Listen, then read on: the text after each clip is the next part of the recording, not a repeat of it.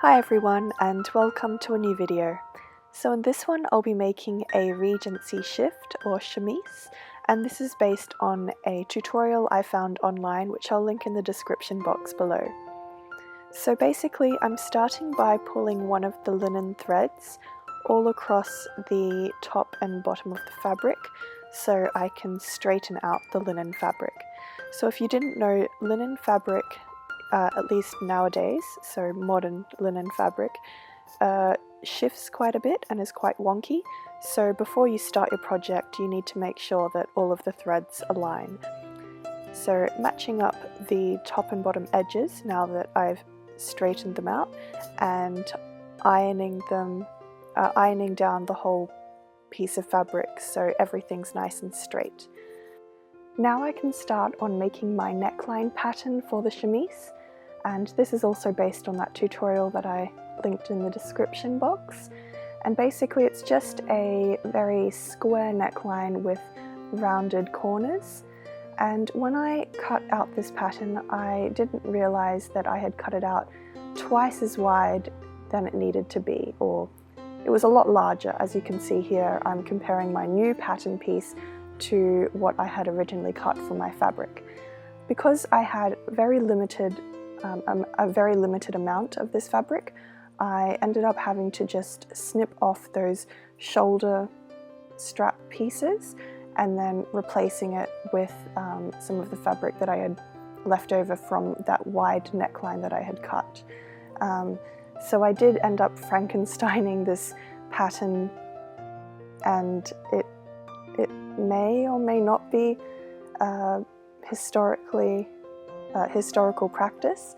I'm not sure, but I did intend this to be a historically somewhat accurate pattern, but no, because of my silly mistake, it is more of a Frankenstein pattern. But that's okay, it still functions nicely as a chemise, and yeah.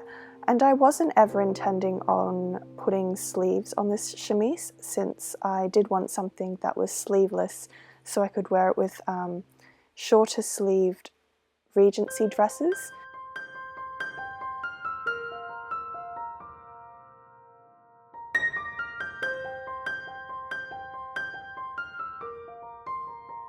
Anyway, here you can see that I've cut out the new shoulder strap pieces, and they're much thicker and wider than what they were before.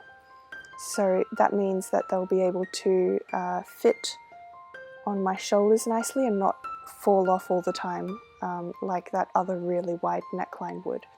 So now I'm just pinning those shoulder pieces to the main bodice, sorry, not bodice, body, the main body of the chemise.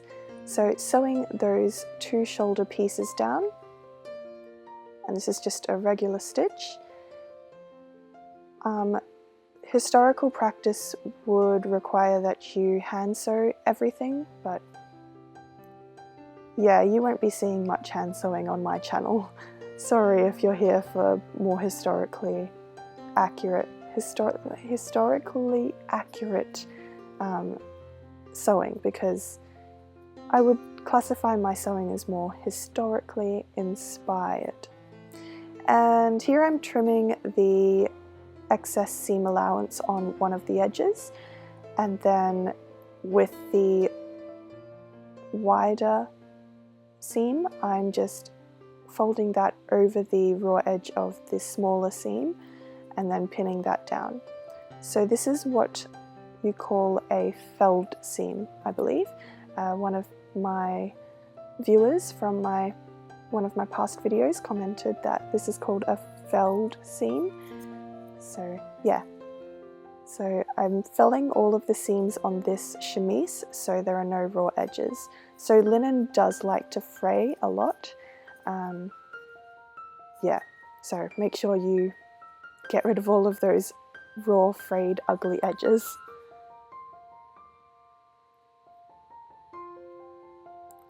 So once that's done, I'm pinning the back body piece to the back of the shoulder pieces. And this is the exact same step that I just showed, where I sew down the piece and then trim away the excess seam allowance from one of the seam allowances, and then with the other seam allowance, which is a little bit wider, I fold that over and then fell that seam down.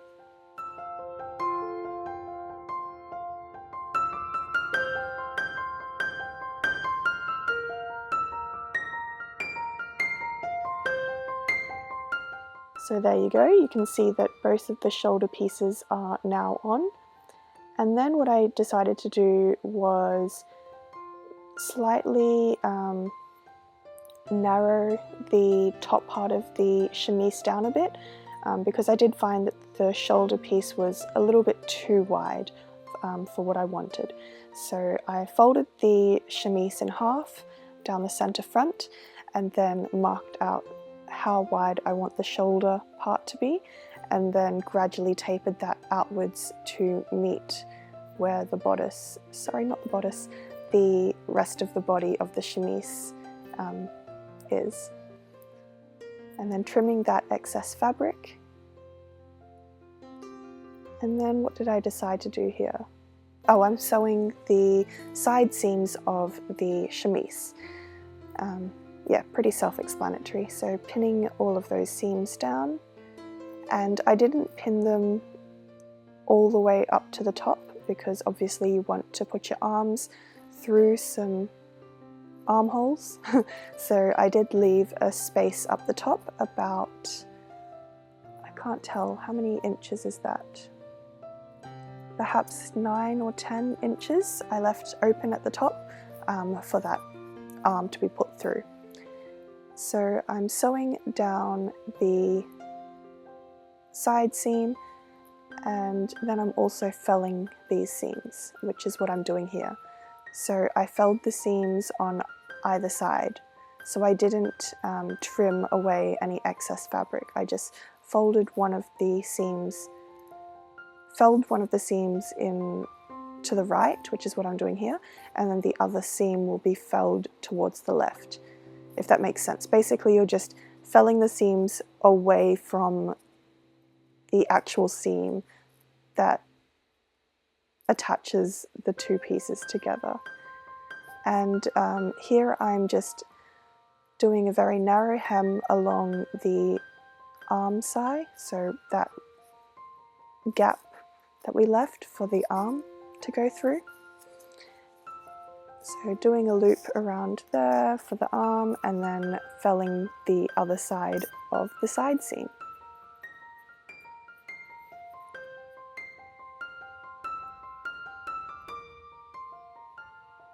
So I did that to both sides, and as you can see, the sleeve, I shouldn't call it a sleeve because it's sleeveless, but the arm side is now nice and hemmed, and the side seam is also nicely felled as well. And then I moved on to hemming the bottom of the chemise. So this is just a regular narrow hem all along the bottom.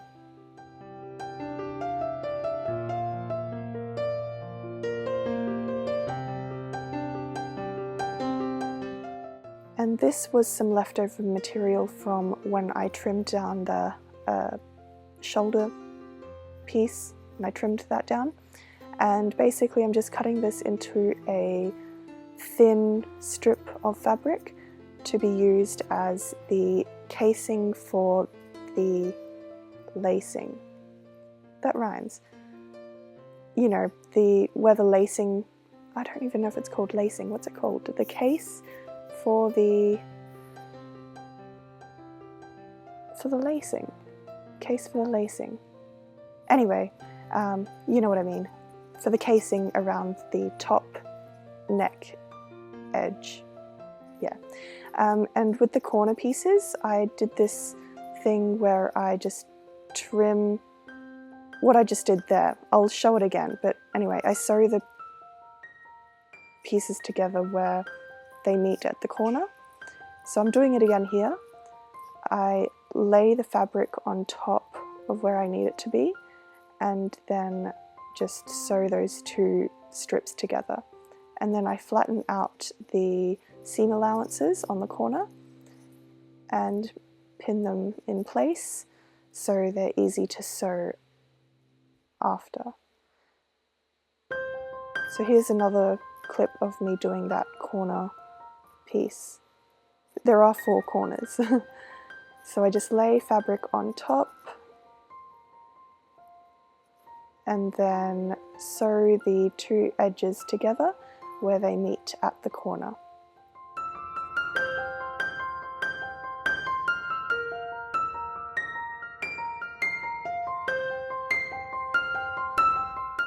And then flatten out the seam allowances and pin them down. And so I just pinned this casing, that's what it's called, the casing. I did say that before, didn't I? Yeah. So now that the casing is all pinned into place, I just sew all around the top edge of the neckline. And when I get to the corners, I just make sure to pivot to get that nice square, almost square looking corners. And then I just slightly clip at those corners, so when I turn the casing or the binding inwards to the inside, everything is nice and smooth. And then because I don't need all of this excess material around the casing, I'm just trimming it slightly. Don't need that. And then I'm just folding the casing inwards, and the raw edge will be hidden within that. So pinning all of that casing into place.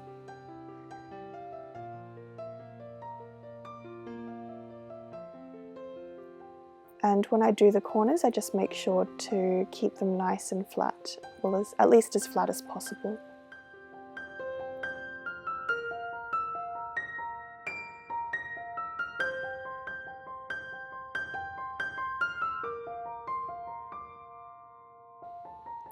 And then sewing a very narrow seam allowance on that.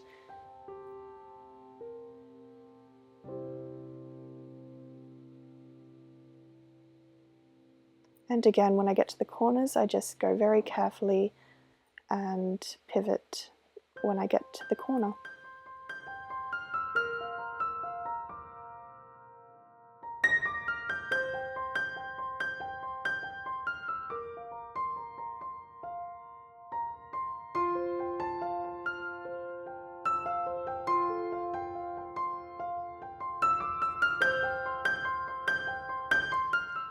So now the casing is in, and there is a small gap in the center front for the lacing to come out and tie in a bow.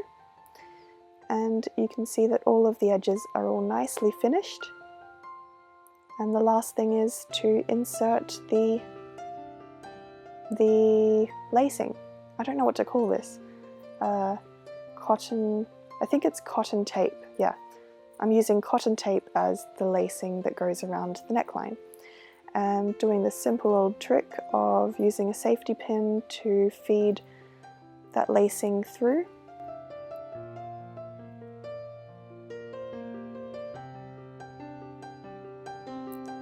And now it can be cut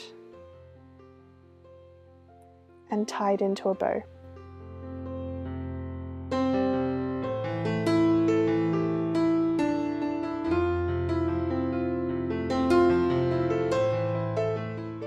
And that's it, the chemise is done. Now I know this isn't very historically accurate, it is definitely way too short. There are no gores on the side, there are no sleeves, there are no gussets underneath the arm. But overall, it's a nice chemise to wear under any dress really. And it's also a nice summer dress, night dress, whatever you want it to be. So I hope you enjoyed this video. make sure to subscribe if you want to see more sewing vloggy type videos. I don't know if you could call these vlogs. I call them vlogs because they're very rambly and yeah, like they're just my sewing diaries. So if you want to see more, I do a lot of, well, I'm hoping to do a lot of fantasy, cosplay, historically inspired type of sewing videos. So if you want to see any of that, make sure to hit subscribe, and I hope to see you next time. Bye!